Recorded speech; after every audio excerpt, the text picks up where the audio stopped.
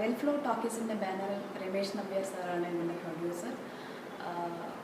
ഈ മൂവിയുടെ പ്രൊഡക്ഷൻ സൈഡിനെ കുറിച്ച് പറയുകയാണെങ്കിൽ ഇത്രയും സ്റ്റാർസ്, അതായത് സുരാജ് വെഞ്ഞാറമൂടേട്ടൻ, ടിനിയേട്ടൻ, ഇവരുടെയൊക്കെ ഡേറ്റ് വെച്ച് നോക്കുകയാണെങ്കിൽ ഞാനും തമിഴ് മൂവീസ് ചെയ്യുന്നു, അതുപോലെ വളരെ തിരക്കുള്ള ജോൺ ബ്രിട്ടാസ് സാറ്, ഇവരൊക്കെ യുണൈറ്റ് ചെയ്തുകൊണ്ട് ഒരു ഫുൾ ഷെഡ്യൂൾ ത്രൂ ഔട്ടായിട്ട് ഒരു ബ്രേക്ക് പോലും ഇല്ലാതെ ത്രൂ ഔട്ടായിട്ട് ഒരു 25 to 30 days എബ്രോഡ് ഷൂട്ട് ചെയ്യണമെന്ന് പറഞ്ഞു കഴിഞ്ഞാൽ അതിനൊരു വലിയൊരു ഹാൻഡ്സ് ഓഫ് തന്നെ കൊടുക്കണം പ്രൊഡ്യൂസർ സാറിന്.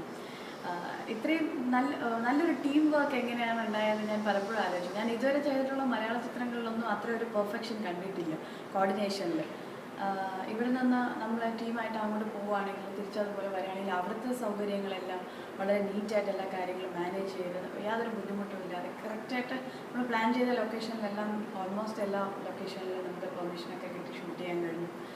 അപ്പം അങ്ങനെയൊക്കെ നോക്കുമ്പോഴത്തേനും രമേശ് നമ്പ്യാർ സാറിനെ കുറിച്ച് പറയുകയാണെങ്കിൽ സാറും ഒരു NRI ആണ്, ബഹ്റിനിലാണ് സാറ് വരുന്നത്.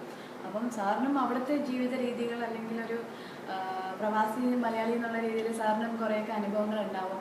ആ ഒരു പ്രചോദനമായിരിക്കാം. പിന്നെ മധു കൈതപ്രം സാറും രമേശ് നമ്പ്യാർ സാറും ചെറുപ്പത്തിലെ രണ്ടുപേരും പഠിച്ചു വളർന്ന സുഹൃത്തുക്കളാണെന്നും അവർ ഒരുമിച്ച് നാടകങ്ങളൊക്കെ ചെയ്തിട്ടുണ്ടെന്ന് പറയുന്നുണ്ട്.